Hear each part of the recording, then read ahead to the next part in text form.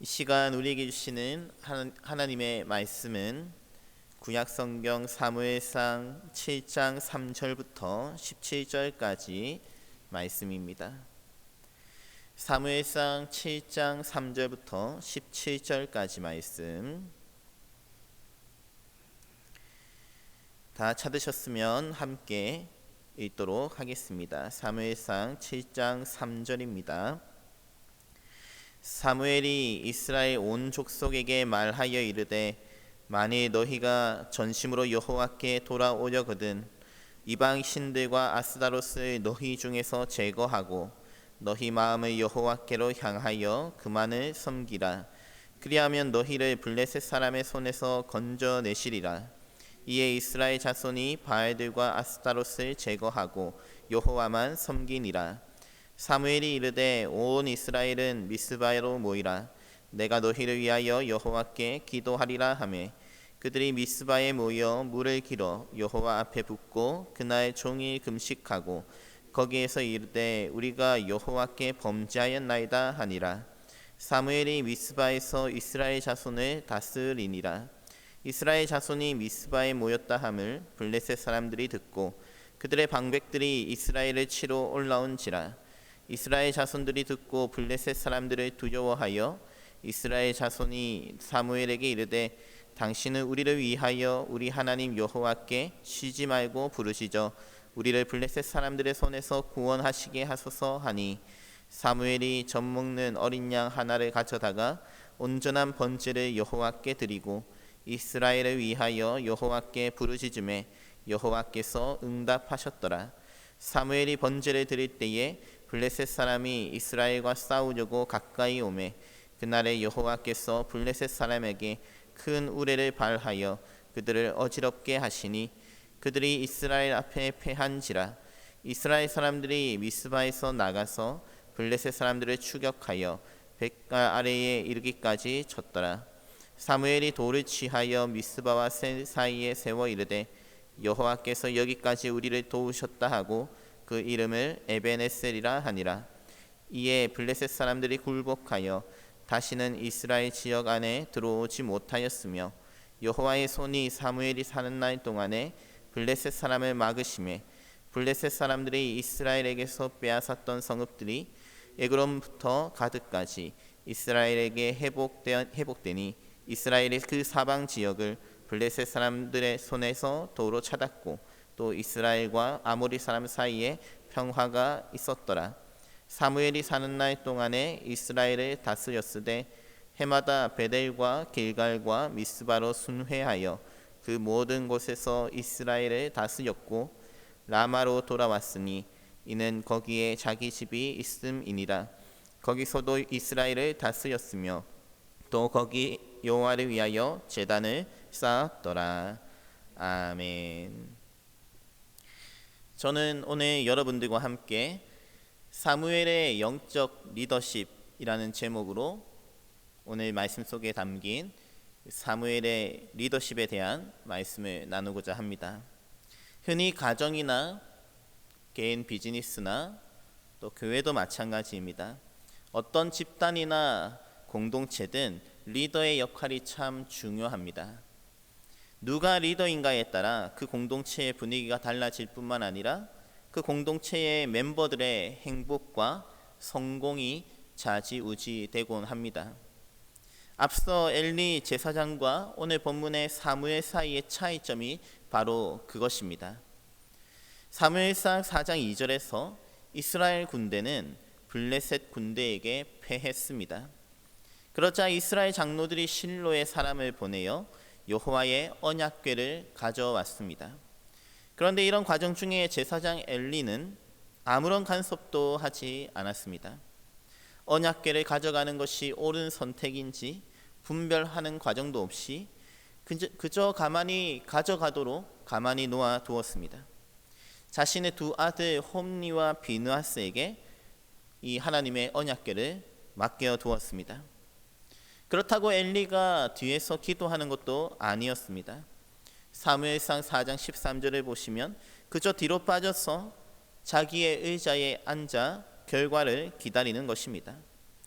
하나님의 교회와 아들들부터 시작해서 다른 사람들 모두 다 보내놓고 혼자 뒤에 앉아 있었던 것입니다.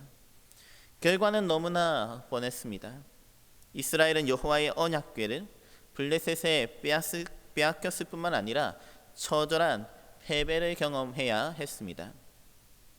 4장 10절과 11절을 보시면 이날 살육이 심히 커서 이스라엘 보병 중에서만 3만 명이 죽었고 엘리의 두 아들 홈리와 비느하스도 세상을 떠나게 되었습니다. 민수기 26장을 보시면 이스라엘이 가나안 땅에 들어가기 전에 전쟁에 나갈 만한 사람들을 계수하는 장면이 나옵니다. 이때 계수된 자가 총 60만 7,130명입니다. 그 중에서도 가장 작은 시므온 지파는 2만 2,200명이었고 그 다음으로 작은 지파인 베냐민 지파는 3만 2,500명이었습니다. 그러니 이날 3만 명이 죽었다는 말은 거의 한 지파가 날아갈 정도로 아주 커다란 손실이었습니다. 4장 18절을 보시면 당시의 엘리가 제사장일 뿐만 아니라 또한 사사였다고도 나와 있습니다. 다시 말해서 그렇게 가만히 앉아 있으면 되는 사람이 아니라는 것입니다. 그도 이 전쟁에서 자기의 역할을 감당해야 했던 것입니다. 그래서 성경은 결국 그도 자기 의자에서 뒤로 넘어져 목이 부러져 죽었다고 하죠. 이유는 나이가 많고 비대했기 때문이다 라고 나옵니다. 하지만 성경을 보면 나이가 많아도 잘 싸운 인물들이 적지 않습니다. 갈렙이 그러했고 모세도 마찬가지였죠. 하지만 엘리는 전혀 자기 관리가 되지 않는 사람이었습니다. 그의 몸은 비대했고 그의 몸은 그렇게 앞으로 전진하기에 적합하지 않았던 몸이었습니다. 결국 엘리의 리더십 아래에서는 하나님의 성전을 비롯하여 그의 가정뿐만 아니라 이스라엘 전체가 심각한 피해를 겪었습니다. 반면에 오늘 본문의 사무엘은 가만히 있지 않았습니다. 3절에 만일 너희가 전심으로 여호와께 돌아오려거든 이방 신들과 아스타로스를 너희 중에서 제거하고 너희 마음을 여호와께로 향하여 그만을 섬기라. 그리하면 너희를 블레셋 사람의 손에서 건져내시리라. 이처럼 사무엘은 먼저 이스라엘 공동체 내부에 근본적인 문제가 무엇인지 말하기 시작합니다. 그것은 바로 이방 신들과 아스타로스를 제거하고 여호와 하나님만을 섬겨야 한다는 것입니다. 근본적인 문제는 여호와의 궤가 함께 하느냐 하는 형식적인 문제가 아니라 너희 마음을 여호와께로 향하여 그만을 섬기라. 이 말씀처럼 너희 마음, 바로 그 마음의 문제, 영혼의 문제, 보이지 않는 영적인 문제였습니다. 그렇다면 이스라엘 사람들은 왜 하나님만을 섬기지 못했을까요? 왜 이방 신들과 아스타로스를 섬겼을까요? 왜냐하면 바알과 아스타롯 같은 그 이방 신들이 당시의 가나안 농경 지역에서 다산과 풍요를 약속하는 신들이었기 때문입니다. 과거 이스라엘이 가나안으로 들어오기 전에는 광야에서 40년 동안 하나님께서 주시는 만나로만 생활하다 보니 농사를 지어본 경험이 없었습니다. 그래서 이스라엘 사람들이 가나안에 정착해서 농사를 지을 때는 자연스럽게 가나안의 그 농경 문화를 보면서 배우는 것입니다. 가나안 사람들이 농사를 짓기 전에 바알과 아스타롯의 풍요를 기원하고 비를 달라고 제사를 지내는 과정을 자신도 모르게 따라하는 것입니다. 농사를 지으려면 보통은 다 그렇게 하는 줄 알고 하는 것입니다. 그래서 이스라엘 사람들이 농사를 지을 때는 가나안 사람들처럼 바알과 아스타롯을 섬기고 여호와 하나님을 찾을 때는 지난번 사무엘상 4장에서처럼 전쟁에 나갈 때만 이스라엘 하나님을 찾는 것입니다.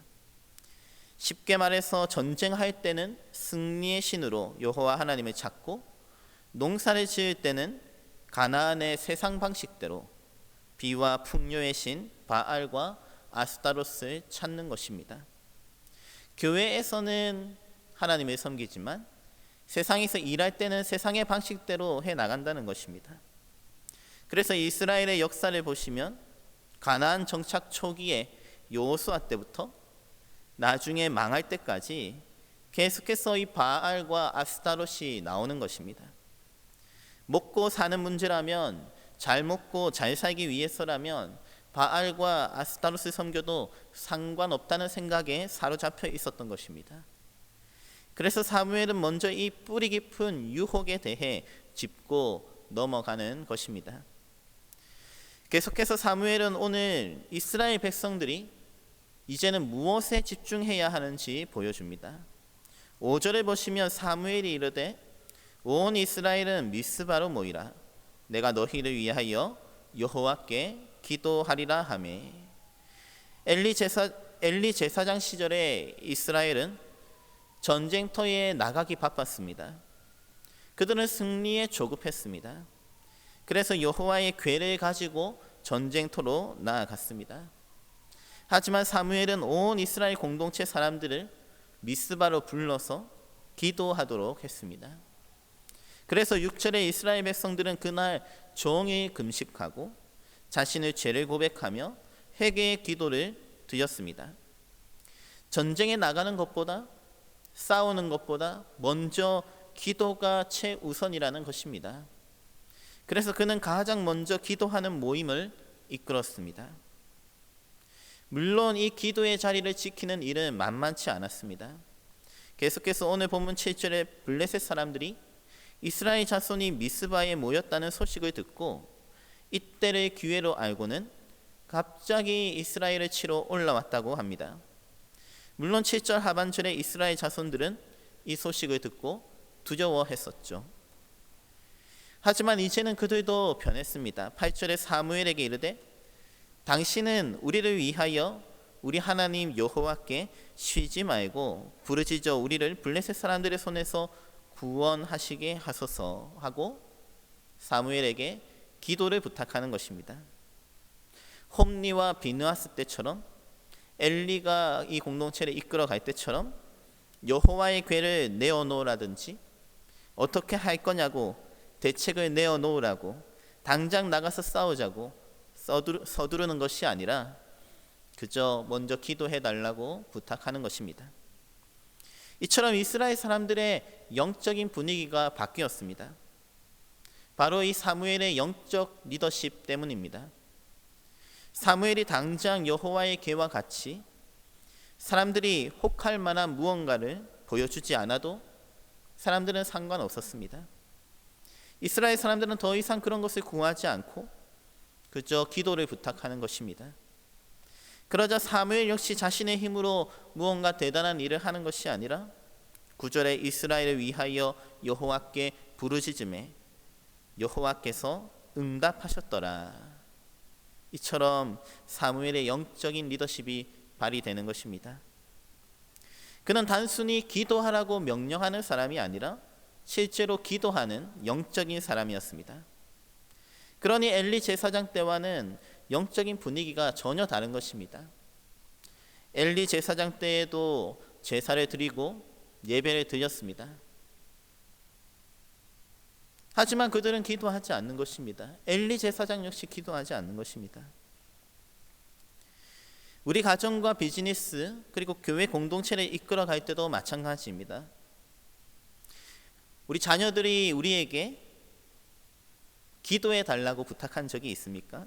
어머니, 아버지, 돈은 괜찮아요. 돈은 주지 않아도 됩니다. 대신 그냥 기도해 주세요.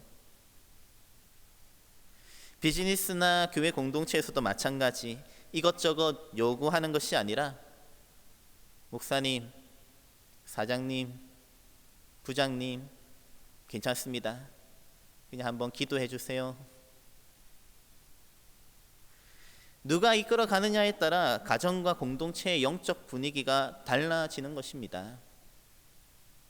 물론 돈도 필요하죠.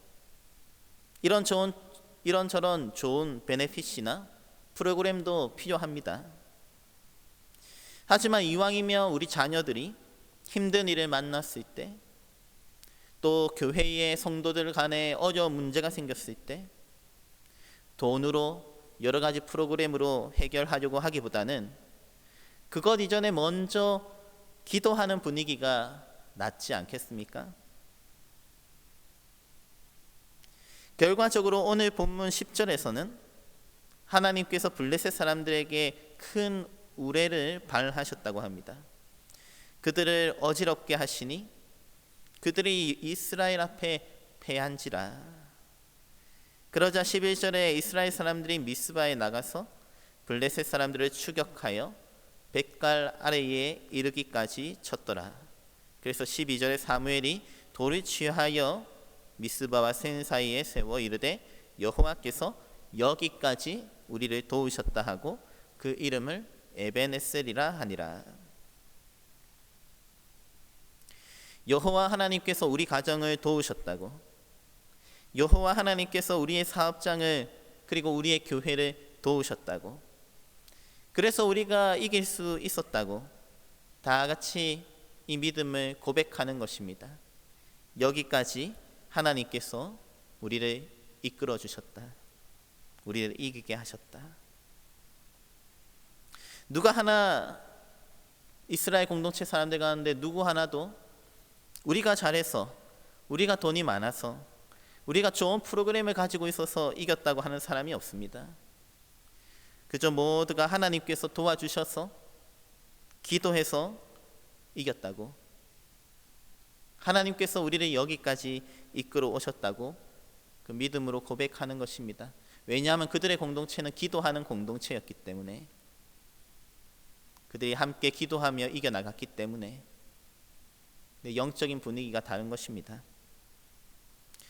오늘 이 시간 여러분들과 제가 이런 영적인 리더십을 가지고 우리의 가정과 또 우리의 공동체를 믿음의 가정 또 믿음의 공동체로 세워 나갈 수 있기를 간절히 바랍니다.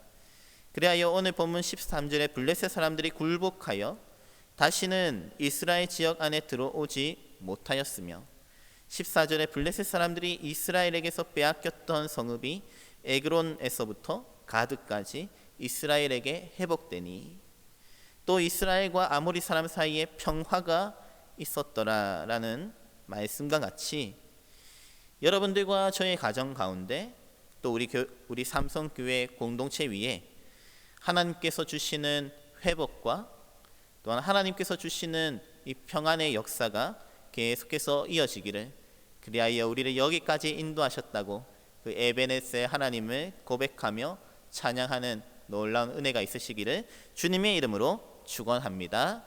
함께 기도하시겠습니다. 하나님 아버지, 오늘 또 이 아침에 우리가 함께 기도하며 하나님께 의지하며 우리의 믿음으로 주님 앞에 나아갑니다. 하나님, 우리 안에 여러 가지 문제들, 또 우리 가정 안에, 또 우리의 직장과 사업장 가운데, 또한 우리 교회 공동체 위에 참 여러 가지 어려움들 많이 있지만 하나님, 우리에게 이 영적인 리더십을 허락하여 주시옵소서.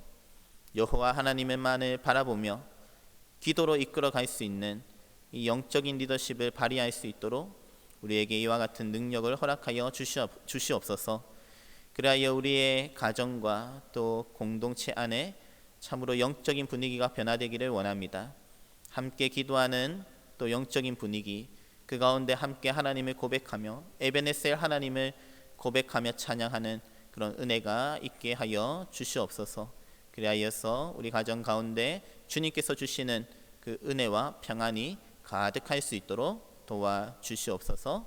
주님께서 역사하시고 함께하여 주실 줄 믿사옵고 이 모든 것 예수님의 이름으로 기도하옵나이다. 아멘.